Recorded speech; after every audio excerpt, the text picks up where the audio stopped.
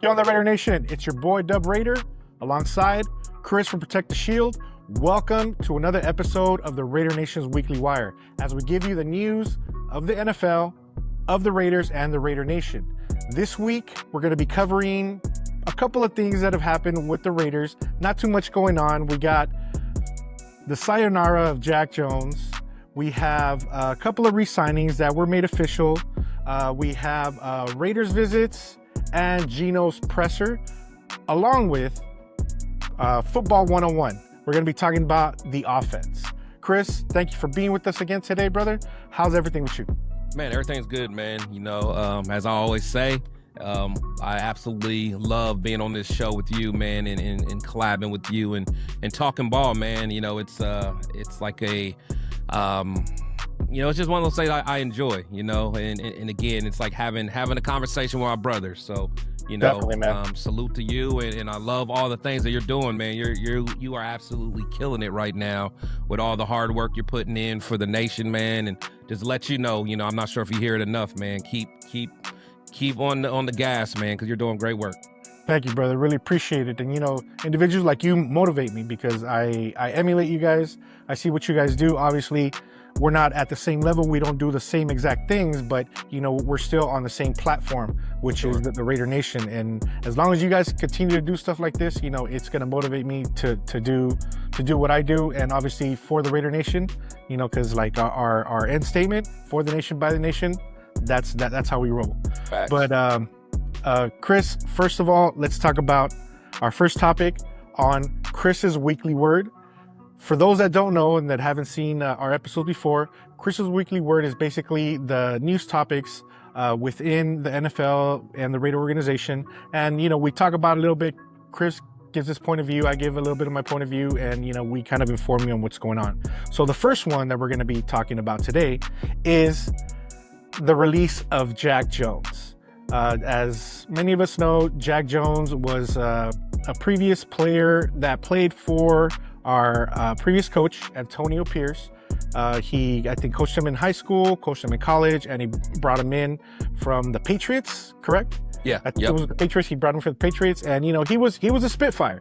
You know, he did some really excellent plays that will be historic for at least, you know, some years with the Raider Nation. But as of late, not so much. The Raiders have released CB Jack Jones, marking another twist in his up-and-down NFL career. A 2022 fourth-round pick by New England, Jones showed flashes of star potential, but was let go mid-2023. In Vegas, he recorded 5 INTs and 3 pick-sixes in just over a season. With Pete Carroll now in charge and no trade partners found, Jones is a free agent searching for a new team. You know, so what really happened there, Chris? You know, because I'm still confused. We're lacking in that position, and yet we get rid of a player. Yeah, to be honest, man, it's a little surprising. I mean, Jack, he did kind of fall off a little bit last year.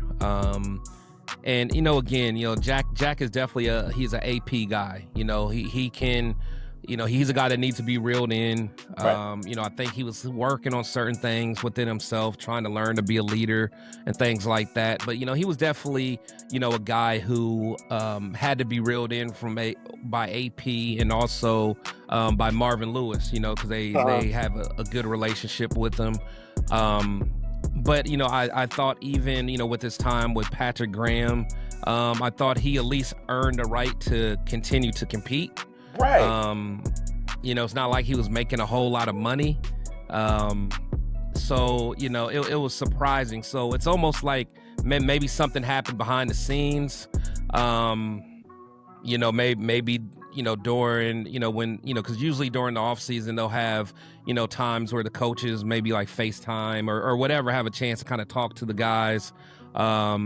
Maybe Jack wasn't fully bought in. I'm not sure. You know, I'm just speculating. But it just was surprising because we already have a need there at corner. We lost Nate Hobbs to the Packers. So, you know, it's like, man, at least keep them to after the draft, see if we draft someone, or at least keep them through training camp. The fact that they cut him when they cut him, it's just, you know, it's just questionable. So I'm not sure. So we'll have to You know, maybe something will come out later, but you know, it's a lot of speculation at this point. Yeah, to me, it actually seems that it was like either a personal decision or just one of those like, you know what, he's not worth it to us. Like the decision was already made. Yeah. You know, without even giving him the benefit of the doubt, just based on his previous actions. And you know, it kind of sucks. You know, it kind of sucks because the mindset and the program that the coach has been selling to us, Pete Carroll is always about competing. You know, no matter who it is. You know, if you're the highest paid player or, you know, just a bench player, if you can do the job, you're gonna do it. And to get rid of this dude, you know, way before the draft, and you know, I think it's just either personal, like they didn't like the kid, or just they didn't want to deal with it. You know, and it sucks. It sucks for him, sucks for us. You know, but I guess now we have another position that we have to really look into that has actually jumped up, I think, many more steps in the draft as a required need. Absolutely. You know, is there anybody that you see that we might be targeting now because of this loss in the draft? Yeah, so a lot of people that, you know, that watch my content and kind of follow me know who I really like in this draft, and you know, one of my probably my favorite prospect besides you know, Cam Ward, because we need him, but it's Will Johnson from Michigan. You know, he is a corner. You know, to me, he is you know, he's the best corner. I know a lot of people want to put Travis Hunter in there, but I think it's just a pure corner. You know, Will Johnson is the best. I think if he would have came out last year, he would have been the best corner in last year's class as well. He's just has very good instinct. He has good size. He's a taller corner. Pete Carroll, you know, has history of liking taller corners, smart corners with good instinct. So he would fit in perfect with us. So you know, to me, it's almost you know, a can't miss right there. You almost have to get Will Johnson at 6, you know, in my mind. Right. And okay, let's say the draft is out of the question. We can't get any good players. How about for free agency and anybody that's available right now? Do you have any people that you like? No one that really catches my eye, you know, 'cause especially right now, it's like, you know, free agency is kind of it's kind of just a wait and see game. You're really not going to be no moves until after the draft, and then after the draft happens, you know, there'll be some cap casualties and guys that you know, teams will pick up who they weren't expecting that would be there in the draft. So therefore, there's going to be guys that get cut. So you know, there'll be some people on the you know, on the free agent wire, you know, after the draft. So we may be able to find someone that can provide some value at that point. But right now, there's no one that really like sticks out to me. Okay, well, Jack Jones, thank you for those memorable plays, especially the one against Patrick Mahomes. That was beautiful, man. That's going to live rent-free up here. Absolutely. For a long time. Absolutely. So thanks for your service, brother. Once a Raider, always a Raider. You know this. And Long Beach representing. Oh, yeah. All right, now let's go to the Raider re-signings. There was 2, 4, 5 that I know of, 5 players that have been officially re-signed this week. It had been announced previously, but I guess the Raiders officially signed them this last week. We had cornerback Sam Webb, defensive end Charles Snowden, guard Jordan Meredith, linebacker Kanai Mauga, and defensive tackle Matthew Butler. What do you think of these signings? Are these just you know, backups? Are they you know? Yeah, so players that are compete. Yeah, so you know, a lot of them are depth. But you know, just kind of when I look at the list, you know, my initial thought is, you know, Jordan Meredith, you know, could easily be a starting guard for us. I mean, he played very well for us last year. He's a guy that, you know, I think he improves every year. Every year that he plays, he gets better. You know, I think to the point where I know some of the advanced stats show that he was actually, you know, one of the better guards in the league. So, and he's still fairly young. And I know my guy 805 absolutely loves him. So, in any on film, he shows, he has good film as well. So, Right. So Meredith is definitely someone. Charles Snowden. Now, Snowden is a good rotational piece on the defensive end. He was a guy that provided a spark at times. When we had some bad injuries last year, when Max went out, when Kuntz went out, and we really didn't get much out of Tyree. Tyree was kind of here or there, but Snowden, he actually provided some real good depth. So I think that's a good one. Matthew Butler, not really excited about that. What's his name? Mauga at linebacker. I think he played some fullback as well. Tough guy. He had some good plays. Good rotational guy. And Sam Webb. Sam Webb was a guy that I was very high on a couple years ago. I think he was an undrafted free agent that we got, and he hasn't really progressed like I thought he would, but I know he has it in him. So, apparently Patrick Graham, sees something in him. I think he has a fairly decent size. So, maybe Pete Carroll can work with him and make him into something. Hopefully, man. The good thing is that there's more signings than there is releases. So that's, right, I guess, somewhat of a positive because, the holes are not being dug deeper. We're actually just maintaining the status quo, which is cool for now. But let's see what comes up in the next month or so with the draft and more free agent pickups. But yeah, that's what we got right now for re-signings. Another topic that we have were the Raider visits. We had a couple of players visit with the Raider organization. Chris, talk to us a little bit more about that. Are you talking about the 30 visits? Yeah. Yes. So, as a lot of you guys know or maybe don't know, so every year teams are able to bring in 30 players, to really have them come into the facility, be able to have intimate conversations about ball and things like that, take them out to dinner, stuff like that. So this year, and honestly, fans tend to always get overly excited about that because they see these names and, the Raiders are really interested. So, I think a lot of it has to do with, one, playing a little bit of chess, from a strategic standpoint, right, to kind of throw, the other teams off a certain scent, so there may be, players on there that you want to put on there to make it seem like you're interested in that position when really you're not, or there may be guys that you leave off the 30 list, but you're going to draft if they're there. So, so there's a lot of different things, but a lot of the top names are on there. Shador was on there, Cam was on there, Will, John, especially where we are lacking at, at number 6, you always want to bring in all the top guys because you never know what will happen. Maybe, you get offered a trade or maybe there's an opportunity, like something can happen that you just don't know.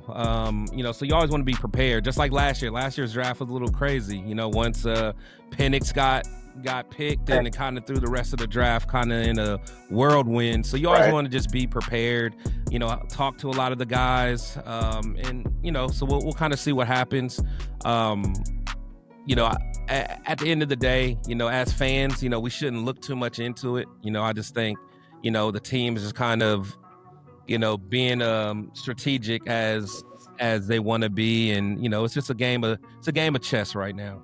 Yeah, because I noticed you guys mentioned in yesterday's recording of the War Room that some of the players that were put on this list that they were like head scratchers. Like why are they even talking to these guys? And I don't know if it was you or if it was 805 that mentioned that it's kind of like to throw off the scent to other teams to show who they have interest in, who they don't have interest in, kind of confuse them.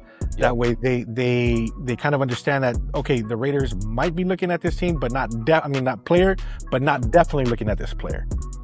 Yeah, for sure. That's just what teams do. I'm not sure, I had a good interview with my guy, Stuart Swaggart, one of our former safeties from back in the day, and he was a guy that went through the whole draft process, and he told me that like during the whole, meetings and all that, he said he had no idea the Raiders wanted him. No idea. He said, he talked to Willie Brown like one time. But even that conversation, it was just more of an information gathering session. But, it never really showed, he never really knew that they were really interested. But later, once he did get drafted, he found out like he was Al's guy. Like Al wanted him. Al was like, this is the guy that we're drafting. And, he had no clue, that he was wanted. So and he also said like during that time teams would like at the draft, like they would like intentionally kind of not talk to you or kind of hide that they're talking to you, like they don't want, or they'll like act like they want to talk to somebody to make other teams want to talk to that person. It's just a lot of cat and mouse and a lot of smoke screens. So you just can't really get too caught up in it, because I think I read out of the players that teams bring in for the 30 visits, like you only may get a handful of people that those teams actually draft. So gotcha. Just gotta keep that in mind. Yeah, I barely found out about these visits yesterday on your guys' show. Yeah, and based on the information that the War Room presented, it just seems like it's a lot of dancing, a lot of a lot of sleight of hand. Like I'm gonna show you this, but I'm actually doing this type situations, and again, it's I guess more entertainment for us to a certain extent, because you see we're talking about it, so it's working for them. Oh yeah, because we're actually having these conversations. But yeah, just Raider Nation want to let you guys know about that. If you guys want more information, go check out the War Room. They their last episode, which was recorded yesterday, Wednesday. Usually it's Tuesdays, right? Yeah, usually it's we do it Sunday and Tuesday, but I was traveling for work, so gotcha. I wasn't available on Tuesday, and I got back yesterday. So actually, right after I got home, I took a quick nap, and then I recorded. So gotcha. Yeah, it was off a little bit. So yeah, if you guys want to know more about these visits, check out the Raider War Room from Wednesday. All right, next topic for Chris's weekly word, we have Geno's press conference. They obviously officially signed Geno Smith, and he now finally came out to speak to the media and the Raider Nation and let everybody know what his intent was with the team, and what his goals are. Well, what did you think about his presser, Chris? Yeah, I liked his presser. Most people, they kind of know when we first got Geno, I wasn't, this is me being transparent, I wasn't super thrilled. Geno's cool. He's growing on me. But, I do like his mindset. I do like kind of his mentality. He's a guy that was never given nothing. He was a guy that, got drafted pretty high. He was kind of had high expectations at one point. He didn't reach those expectations. So he, kind of went through the process of being a backup for a while, kind of a journeyman, went to different teams. And then he earned his way back. He earned his way. He was able to become a backup and took starting roles from different quarterbacks. So, you always got to respect a guy like that. And just hearing him talk, he's like a humble guy. He understands the hard work. He understands the process. And you can tell he's kind of like at the top of his game mentally, the way he prepares. So, yeah, he is a little bit older at this point. But, we really got him, I think, at a point in his career where he's still kind of trending upwards. So, he's not, a young 20-something-year-old now, but, he still has a lot of ball left in him. Right. It's not like he out there running around and scrambling, so he doesn't really depend on being super mobile, but he can be mobile enough. But he has arm talent, and some people with arm talent can play into their 40s. I mean, that's just how it is. If you're smart and can diagnose, what defense are trying to do to you, then he can have another 6-7 years, in the league if he stays healthy. So I wouldn't worry too much about his age like a lot of people are. Right. Yeah. I saw the presser, and he definitely exuded confidence. Oh, for You know, sure. when he came out there, his glasses were dope as hell. Yeah. I really like those. Yeah. But you know, I like how he sat with Spike Tech and Pete Carroll. You know, talked. He basically seemed like he took over the press conference. Usually it's either the general manager doing introductions and whatnot, and then the coach, and then the quarterback comes out. He's like, nah, I got this. Mm-hmm. You know, so I thought that was great. As far as the whole pomp and circumstance, you know, I'm kind of not convinced anymore, you know, because talk is cheap. Exactly. You know, and we've seen that way too many times. Time after time, man. Where, you know, commitment to excellence and, you know, just win, baby. And, you know, all the quotes that Al Davis made up, they throw out there. Silver and black, Raider Nation. Yeah. You know, so in that aspect, I'm like, you know, that doesn't work anymore. You know, but I did like his leadership capabilities, how he showed them there to the press. You know, he was very confident, very secure of what he was saying, you know, and like you mentioned, his trajectory hasn't been easy. You know, he's definitely earned everything that he's received and he's receiving. And he kind of reminds me, not necessarily in a playing style, but just in a career path of Rich Gannon. Yeah. You know, to where Rich Gannon also had like a tough time, went to a couple of teams, and then, you know, the Raiders picked him up. And I remember when that happened, everybody's like, what the hell are we getting this old man for? Yeah. And look what happened. Yeah. You know, I'm hoping that this is the second coming of a Rich Gannon type quarterback. Yeah. To where, you know, he becomes that individual that the team needs, that the Raider Nation needs to propel us to where we need to be. And, you know, it was entertaining to top it all off. You know, the presser was definitely entertaining. It was very informative. You know, I thought it was cool, but still, talk is cheap. It is. It really is. And we always get so excited when we hear guys that, oh, he, you know, one thing about those that always kind of not pisses me off, but it makes me like kind of understand how our organization is. It's like everyone, when they talk about the Raiders, they always talk about, oh, I just love the mystique and how the Raiders were back in the day. It's like never nothing recent that anyone ever says. They're always like, yeah, I just always think about Jack Tatum and you know, Stabler, and I'm like, it sucks that like whenever someone comes to our team, they always got to go that far back to bring up anything that is like relevant. It just, I hate it every single time, you know. And they always like, oh yeah, I've always secretly loved the Raiders back in the day. Like, yeah, whatever, man. You love that this name's gonna be in your paycheck, but I don't know. It just irks me, man. It's like, man, we gotta get some recent success, man. Yeah, definitely. And you know, I think Geno Smith is definitely, or hopefully, not, I shouldn't say definitely, hopefully he is a step in the right direction for the team. Yeah. You know, as far as quarterback, because, you know, we haven't had a good quarterback in a minute. You know, I guess the best thing we've had in a while was Derek Carr, and he was, you know, he was mid to above average. You know, now we need to take that extra step and, you know, kind of get up there, man, because we're tired. We're definitely tired. You know, we need to get some wins. We need to get some excitement. We need to get the Red Nation behind this team and, you know, get it going. But yeah, man. Good morning, everyone.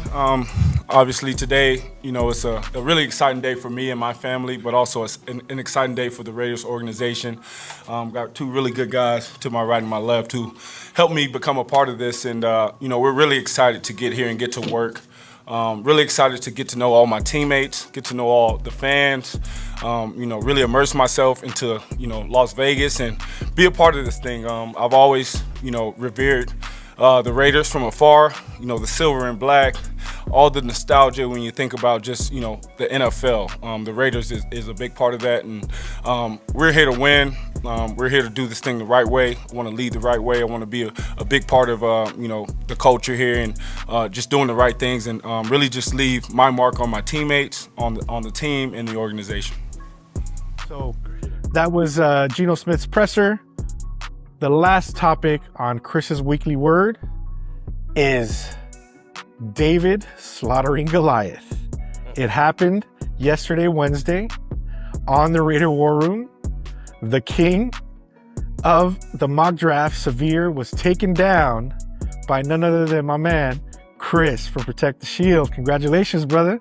Hey man, I had to do what I had to do. I mean, shout out to my brother Severe.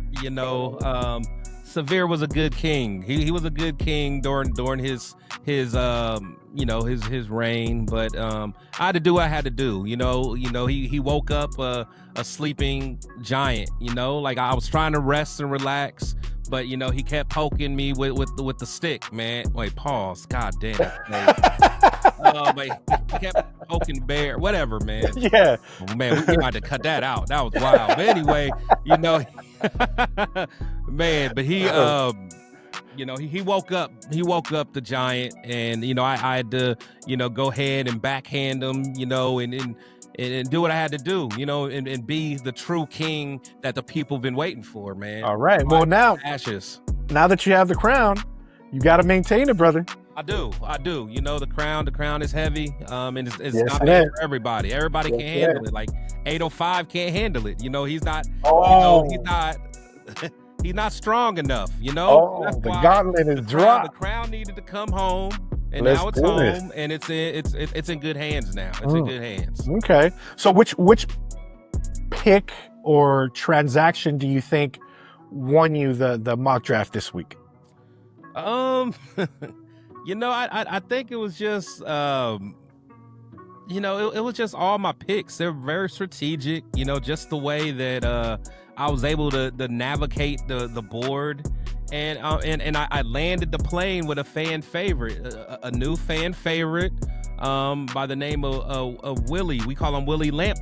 He's a guard, but he's only 5'10", but he's a dog. And Right. And, in our chat, we really rock with Willie Lampkins, man. So if people get a chance to check out Willie Lampkins, his highlights, man, he's a 5'10" guard. He's like 5'10", 270.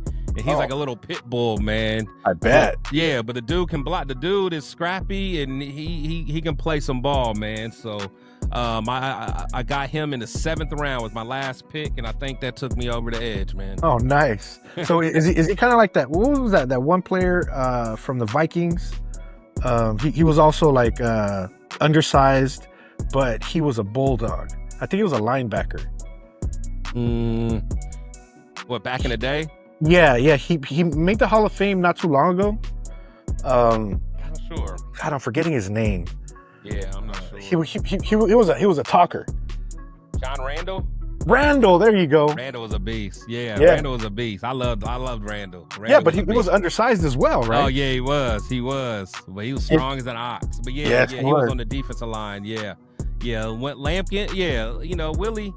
He may not even. I mean, he should make a team. I mean, being a 5'10" offensive lineman is crazy. Usually you want guys that's 5 or 6'6", 6'7", 6'8". But hey, man, if you can be 5'10" and hold your own, man, I'm not mad at it, man. Hey, man, much respect. Yeah, much respect, man. But yeah, so that's great, man. So the next mock draft is gonna be when, Chris? So we're gonna keep, we got, I think, 2 more. So the next 2 Sundays, because the draft is actually, on the 24th? Yeah, the 24th. So yeah, we'll do one on the 13th and the 20th probably, and then be done. So. Wow. So hey, man, you got 2 weeks to maintain that crown. I got to, man. I got to do it. I know 805 is gonna try, and I know Severe is gonna want the crown back. So I gotta stay on my P's and Q's. And then if you do win the next 2 consecutive weeks, you're gonna be tied. Yeah, we'll be tied. With Severe, right? Yeah. So then what would be the tiebreaker? I don't know. The tiebreaker, we might have an emergency mock draft, man. We might just do an emergency one, man. The day before the draft. Who knows? You know what you guys should do? What? Draft day, the first 2 picks. You pick, who you think will get at 6, or if we trade back, and then who we'll get in our second pick, and whoever gets the correct picks, winner chicken dinner. That's a good idea. It's a good idea. Because you guys are still going live for the draft, right? I'm not sure. We've been thinking about it. Yeah, we've been thinking. So, a lot of people wanted us to, but everybody and their mama goes live, during that. But we may still do it, man. Give the people what they want. Yeah, definitely, man. Because I know a lot of individuals that follow you, watch your show, would want to see you guys, and the way you guys get along, the information that you guys give, I think it'll definitely be a good idea to get out there that day. I'm definitely gonna be watching remotely, because we got a watch party going on that day as well. But yeah, man, I think you guys should, and hopefully, the next 2 weeks you get to keep that crown. And if you do, I am gonna set up. I'm gonna create an image of you, Biggie style. Oh, with the crown. With the crown. That's what I'm talking about. To the side. That's what I'm talking about. Let's go. That'd be dope, man. That'd be dope. Because all that new technology is making it a lot easier to do all that kind of stuff. So, hey, let's get it. And then I'm gonna put on a shirt and I'm gonna wear it. Yeah. I'll be like, bam, baby, right here. Let's get it. Yeah, man. So good luck in the next 2 weeks. And again, Raider Nation, check out the Raider War Room Sundays and Tuesdays on Chris, Severe's, and 805's YouTube pages. They go live. Fire content. All right. Well, that concludes this week's Chris's Weekly Word. If you guys have any topics that you guys want us to cover, if you guys have any news that maybe we haven't heard about, send us the information on social media. Send us a DM. We're more than willing to talk about any topics that you guys are interested in or have questions on. That's what we're here for. We're here for you. We're here to inform you and to entertain you more than anything. So on to the next segment, which is Football 101. And this is more for individuals like myself, which are couch coaches, which love the game of football, but don't understand all the nuances of the game, the positions and the calls and, all that other good stuff that my boy Chris is good at. So in this segment, we're going to cover the offense. That includes offensive line and the different offensive positions within the offense and what exactly they do, what their titles are, and, what their importance is. So Chris, the first portion we're going to start with is obviously the offensive line, which is our protective wall for our players. Explain to us a little bit about the offensive line. Yeah, so the offensive line, man, like you said, they're really the foundation of the offense. Like when you look at some of the most explosive offenses and the most dominant offenses of all time, a lot of the time, even back when we were good, we had the Art Shells and Gene Upshaws and things like that.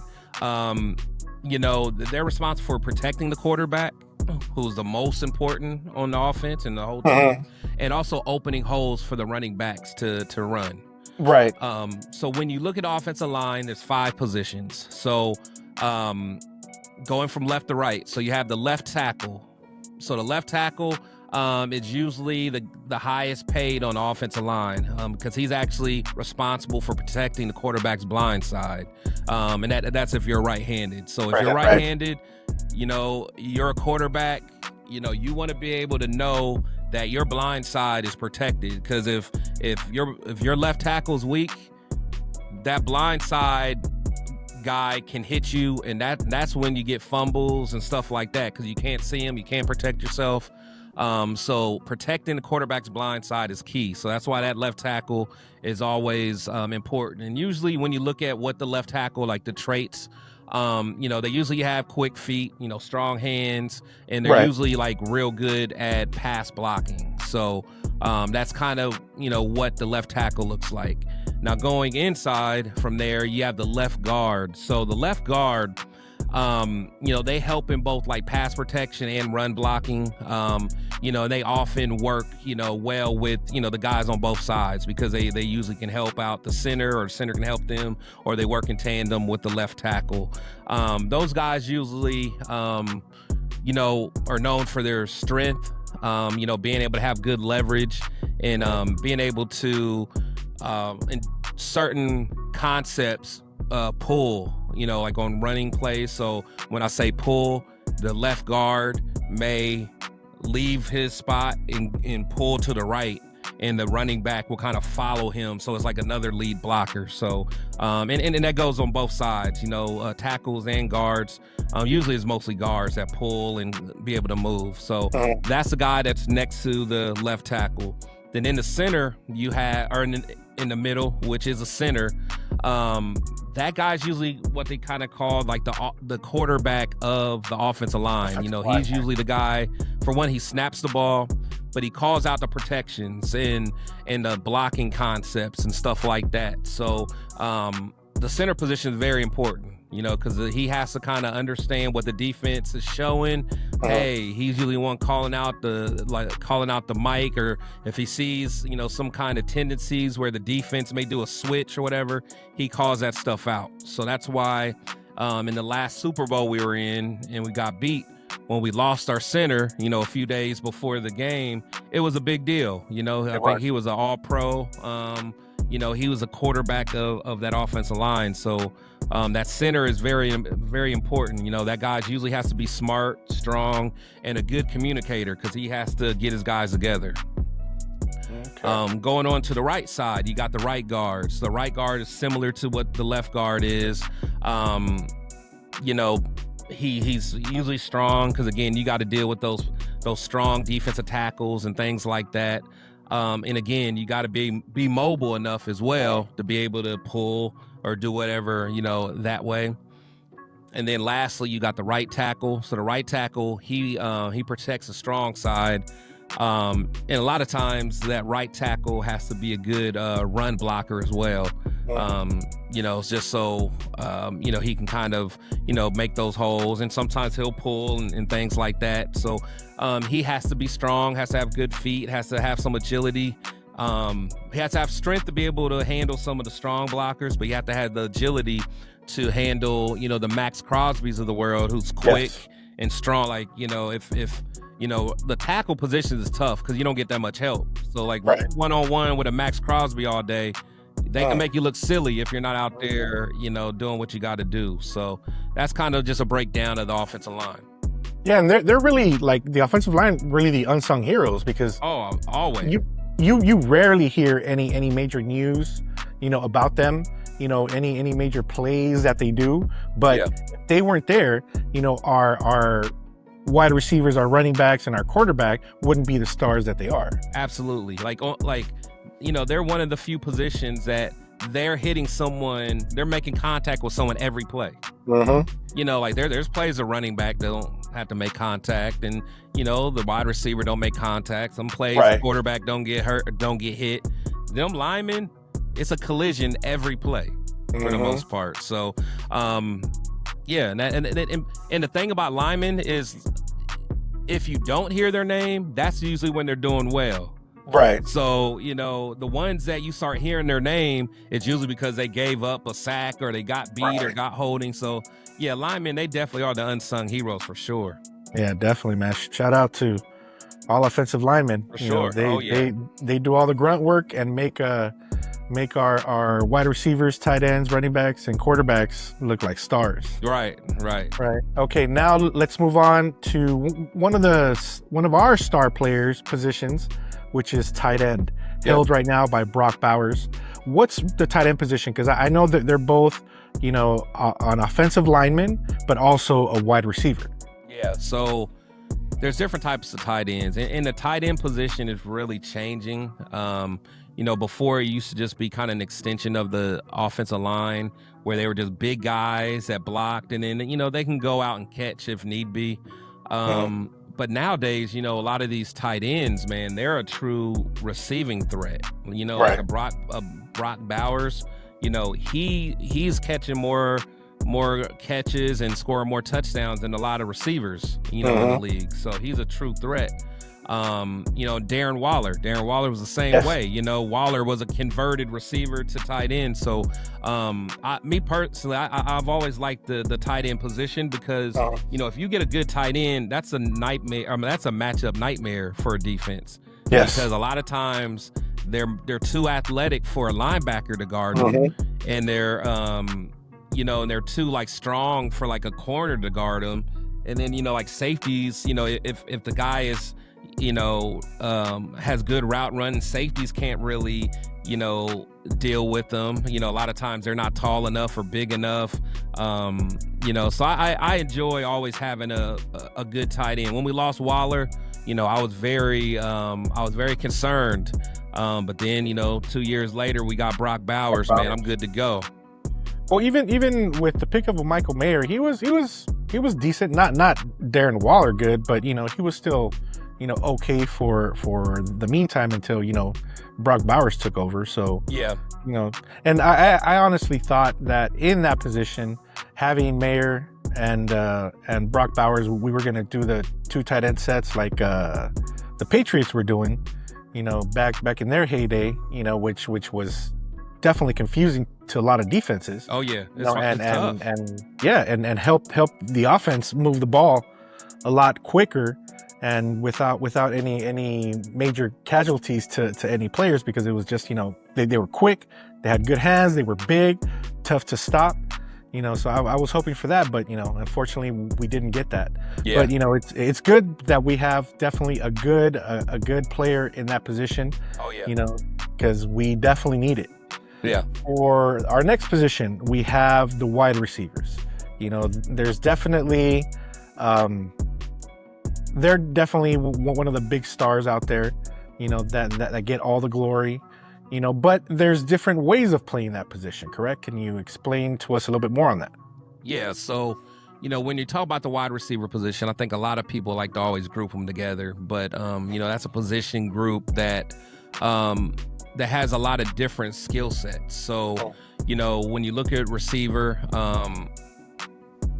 depending on the formation, you may only have 2 receivers out there. Right. So, and then when you look at that, you have an X receiver. Like you'll always hear like people talk about the X receiver. So the X receiver, that's like the guy. That's your beast. That's a guy that's a Devontae. He's usually lined up. So he's split in basically. So he's a split in. And that's a guy that can really do it all. He's the one, he's your number 1 target. He's the one that, the defense is always looking at.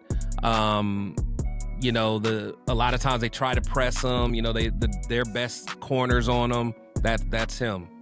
Then on the other side, you'll have the Z receiver, which is also known as a flanker. So that guy, he's the one that may go in motion a little more. He's the one that may do the deep routes. He can try to use his speed. He can be a guy that also is like the hands guy that can also just kind of go in and out of the zones and stuff like that. Like for instance, that's kind of what Jacoby Myers is. Right. These are Z. Whereas like Devontae, he was an X. He was a guy that lined up on scrimmage, and he's a guy. And then you have what they call the Y receiver or the slot receiver. A lot of us say. So that was like the Trey Tucker. That was a Hunter Renfrow. So that was a guy that would line up. If we did have 3 receivers, he's lined up kind of like in the slot, like in the middle almost. And he's usually like a quick guy, shifty, that can get open pretty quickly. He's a guy that is usually good at finding, holes within the zones and things like that. He's kind of usually like a security blanket, like he was Carr's security blanket when, there was rush, people were coming at him, and you just need to find someone that's going to get quick open. That's a slot guy. So, so that's usually those, that's how those 3 positions are kind of set up within the wide receiver umbrella. So from these positions, which position is the deep threat wide receiver?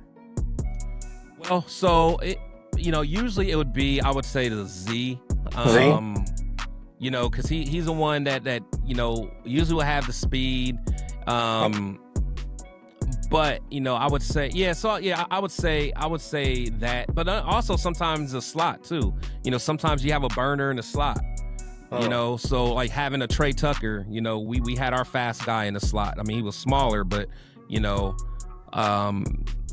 But yeah, he was a guy. But then like sometimes when you get that big tall receiver who doesn't necessarily have all the the whole route tree, but he's just like almost like a Henry Ruggs. I think Henry Ruggs was more of a Z because like he was a true deep threat, Yes. like Deshaun Jackson. I think he was a true deep threat. He wasn't like the guy you're looking at every play and basing your offense off of. That boy was fast, man. Yeah, he was. It was crazy. Just unfortunately would down the ball before the end zone, but it's okay. It's okay. And another Long Beach product, but it's okay. Oh, yeah. All right. Well, for the next position, we got the halfbacks or running backs, fullbacks, or tailbacks, whatever you want to call them. Explain to us a little bit about that position. Yeah, so those are the guys that, that run the ball. Those are the ones that, like back in the day, that to me, that was like the position, like growing up, like the best guy on the field was like the running back, and you think about like the Walter Paytons and Jim Browns and, back in the day, those were the guys. But yeah, so they run the ball. Nowadays, the running backs, they catch the ball. They got to be able to catch. They got to be able to pass block. They got to do a lot of that stuff. So, most of the good running backs, kind of the traits they have is like, you got to have good vision, got to have speed, got to be able to, be elusive, get away from defenders, stuff like that. Got to be tough. Running back is a tough position. And that's why a lot of times they say the shelf life on running backs aren't that long because it's a lot of wear and tear on your body. You're when you get the ball and you're the target, 11 people are trying to get you as soon as you get the ball. So, but the running back position has always been my favorite position, to be honest. Yeah, I've heard that being a running back and getting hit is like a car crash every time you make a collision. Every time. The hits are so hard. You have these 300+ pound men coming at you, trying to take your head off, and you just have to elude them and stop on a dime and turn, and it's definitely a crazy position. I remember watching fullback Zach Crockett, in the end zone, always just getting that ball, pounding it in, just like make it mad, and then hit the cue, the cue dog. Oh man, that was amazing. Yeah, I loved watching him, even though he really didn't do a lot for the extent of the field, but just in that red zone. Yeah, that was his domain, and it was amazing. Yeah. So like, tell me speaking of fullbacks, because obviously fullbacks are also blockers, correct? For the halfback or the running back. Yeah, so the fullbacks, so those are the blockers, and in today's Catchers game, too, right? Yeah, in today's game, there's really very few teams that even have a fullback. In fact, this past season we didn't even have a fullback. Now Josh McDaniels used a fullback. Gruden was big on fullbacks, but like Getsy, he really wasn't. But yeah, they're like the lead blocker. They're the ones that sometimes you might do short yardage. Like Harbaugh, Jim Harbaugh loves fullbacks. But yeah, I mean it's kind of old school. But those guys are just real strong. They block well, and they love contact. And the one guy that we brought, Mauga or whatever, that we signed, that we talked about earlier, he's a natural linebacker, but we actually lined him up at fullback when we were in certain formations. Oh, okay.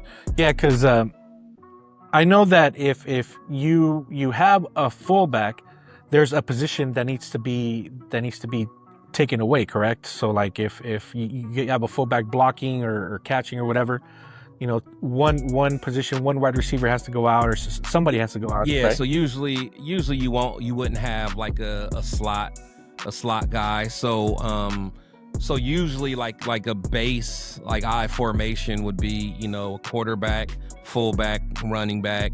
Then you'll have the X receiver. Then you'll have the flanker on the other side, and then you'll have your lineman, and then you'll have a tight end. So Gotcha. Yeah, man, I truly miss the use of the fullbacks, because they definitely plowed the road Oh, yeah. for the running back. Smash mouth football, man. Oh yeah, man, that was beautiful. Now it's just, unfortunately we don't see that as often, but just like everything, it changes. It changes. It changes. It So changes, but things also kind of circle back around sometimes Yeah. as well. Right. So, there may be a day where we go back to that smash mouth. Especially the way some of these running backs are playing nowadays. You see what Saquon Barkley did to help the Eagles. Like now, you see everyone's talking about Ashton Genty. Like now them teams are like, hey, maybe these running back positions are important. So maybe we'll get back to teams running the ball like they used to. and that's all based on the coaching scheme, correct? Yeah. Yep. That's true. Yeah. So it just, I guess it all depends on what the coach wants to run and what the plays are going to be. Yeah. But yeah, that's the halfback position. Now we're going to go to the captain, the leader, the general, which is the quarterback. And in everybody's eyes, that's the most important position on the field because he's the one that basically takes control of the offense, maintains order and is the one that gets the ball. Yeah. So tell us more about the quarterback position. Yeah, so the quarterback, they touch the ball every single play. They are the most important position. They have to command the offense, and the quarterback position has to know what every other 21 people on the field are doing. So not only do you have to know what the other 10 on your side are doing, you have to know what everyone does. Right. You have to understand what the 11 defenders are doing as well. You have to understand, what guys are going into zone, what guys are in man coverage, which guys are rolling over. Like, you need to know all that stuff every single play, and you got to know it in a split second. So that's why I always say that's the hardest position in all the sports, the quarterback. You gotta be super smart. Yeah, it's just crazy. But yeah, like I said, you got to make the reads. You got to throw the ball, which is the most important. Throw the ball. Got to be able to hand it off. You got to have. You just got to have leadership. You got to be the one that, hey, when we're in the fourth quarter, everyone else is tired. You got to get the most out of your guys, man. You got to. Have good decision making. Got to have good pocket awareness. It's just a lot that goes into the quarterback that a lot of us couch GMs don't really understand. Because we're relaxed in our couch, in our lazy boy, feet kicked up, mad about the quarterback throwing a inaccurate pass. But that is a tough position to play, man. That is tough. Yeah, and now that they have to also scramble and run. Oh yeah. You got to use your feet at times, and now the defense is different than what it was back in the day. Now you got guys chasing you that you got big guys that are almost 300 pounds running a 4-something 40. They're just as fast as some of the receivers. It's insane, man. It's insane. It is. Yeah, their athletic prowess has to be on point. Oh yeah. Because they got these beasts coming after them at full motor. Yeah. And they have to make a play. If the play that was programmed isn't working out, they have to keep it going in order to be able to make a positive play or throw it away and be smart. Yeah. Because I remember seeing Mike Vick. He was probably one of the first scrambling quarterbacks that really, caught my eye. Oh yeah. He was different. It seemed to me like he's like, I don't need wide receivers. I don't need running backs. I can do it all myself. Yeah. That man was dangerous, and he was so unconventional. He was. That point, none of us have seen anything like it. It was insane when Mike Vick came because it was so different, and he was left-handed. It was crazy.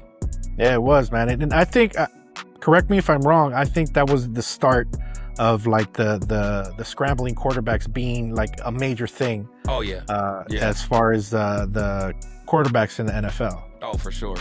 Yeah, man. But it was great seeing him do that, and now obviously we see it a lot more. Patrick Mahomes, a lot of other star quarterbacks that have that maneuverability, to extend a play and allow players to get open and, get those yards that are needed. Yeah. Is there anything else that you think is pertinent with the offensive side of football that Raider Nation needs to know? No, I think we pretty much got into it. I think, again, those are just kind of like the breakdowns of the positions. But a lot of what offense is depends on, the coach as well and the play caller, so,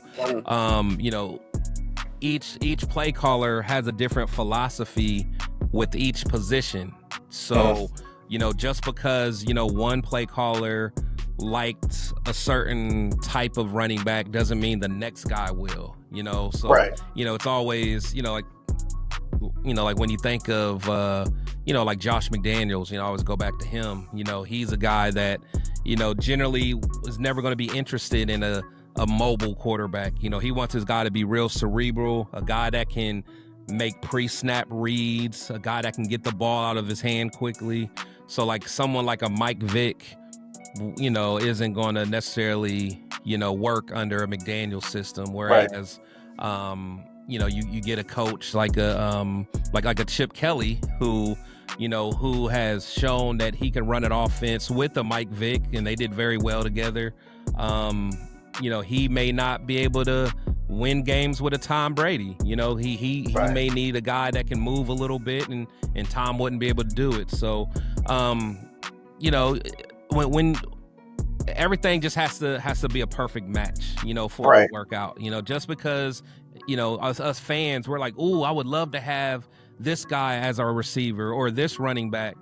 But then we have to think, like, does it fit the overall scheme? If it doesn't, then we're just trying to, plug a square into a circle hole or whatever. It's just not going to fit. So, yeah, that was actually the next point I was gonna ask you about.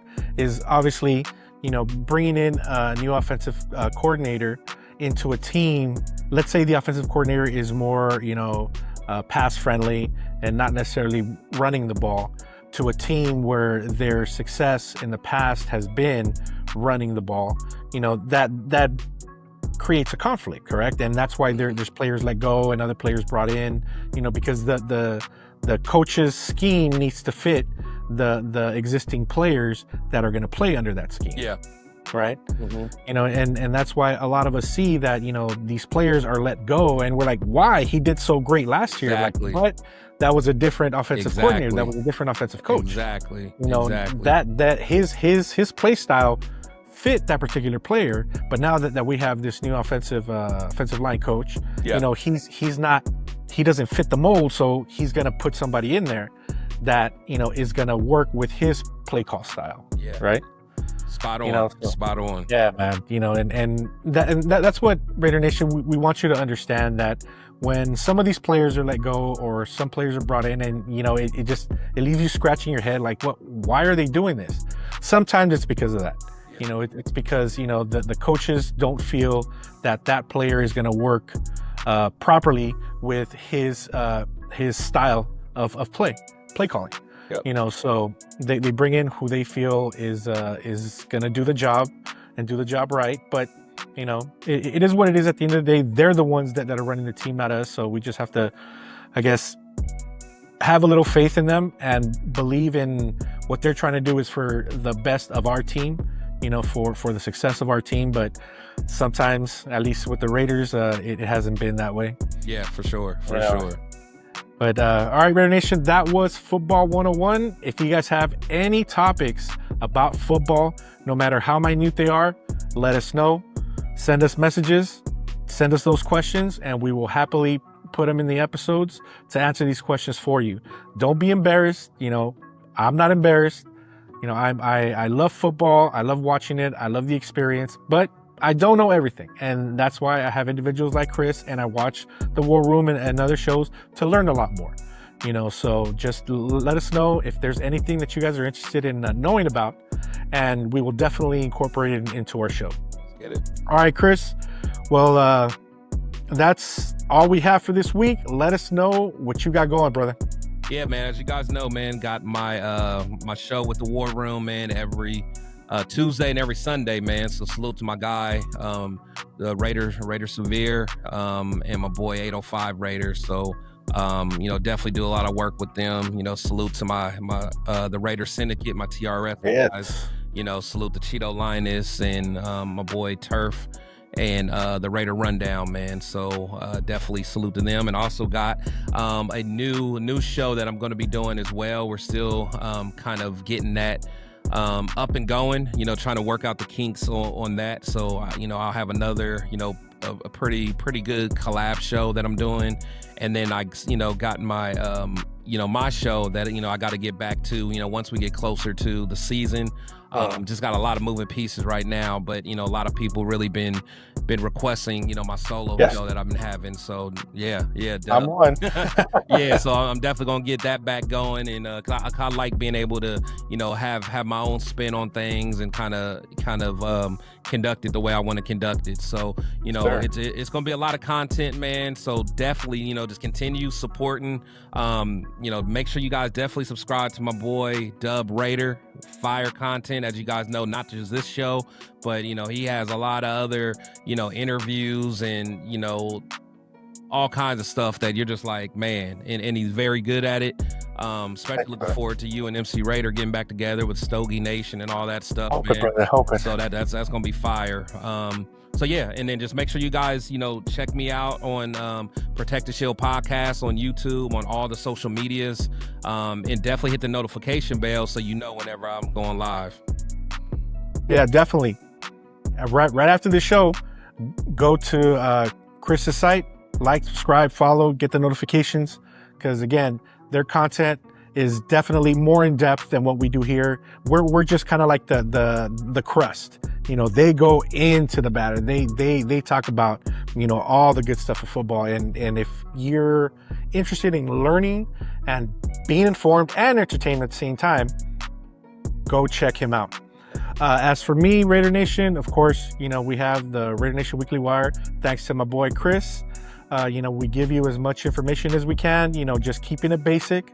Also, I have the Raider Nation Roll Call that I usually interview booster clubs, super fans, content creators, Raider businesses, anything that involves or is part of the Raider Nation. Just yesterday, which was Wednesday, I interviewed Lorenzo from Raider Crusaders. They are the individuals that are putting together or have put together for the past 10 years, 11th year this year, the summer kickoff in Bakersfield, California. So I interviewed him yesterday. Thank you, Lorenzo. It was a great interview. Learned a lot from you, brother. Learned on how much work it takes to put a successful event like this for the Raider Nation. And if you guys don't know, please check out the Raider Nation Roll Call. It should be dropping on Tuesday. We will be talking about the summer kickoff, talking about the Raider Crusaders, talking about Lorenzo and his leadership capabilities within the Raider Nation and everything that he does for us. Because obviously the Raider Nation isn't just about football. Yeah. It's also about us, absolutely, the members of the Raider Nation, and the things we do in the off season, like these shows, those events. Raider Nation is 365. We're always in it every day, all year round. So, check out that interview. And again, I'm still hoping to get some Stogie Nation content up for you, for those individuals that are interested in the hobby of cigar smoking. We're trying to get that off the ground. Unfortunately, scheduling is very difficult. Lives come first, obviously. This is secondary, so it's making it difficult. But we are working on that. And also, I'll be hosting with TNBC Los Angeles, which is my booster club. We'll be hosting a draft watch party at Bo Cigar Lounge for day one of the draft, April 24th. Nice. At Bo Cigar Lounge, like I mentioned, we're going to be hanging out with the Raider Nation, smoking sticks, having a few drinks, and watching the game. I'll be putting out more content as time progresses, but it's a free event. Everybody's welcome. Unfortunately, it's 18 and over. It's not a family-friendly event, being that it is in a cigar lounge. But if you're over 18, you're more than welcome to come join us, be hanging out, going to give free stuff away, some t-shirts, some stickers and stuff. But yeah, it's coming up. So if you guys are interested, please join us. Tell a friend, tell the Raider Nation. And even if they're not part of the Raider Nation, if they're just, football fans, they're more than welcome to show up as well. So that's going on April 24th. And don't forget to check us out every week here on the Raider Nation Weekly Wire with myself at Chris Protect the Shield. And like we always say, everything we do is for the nation, by the nation. Peace.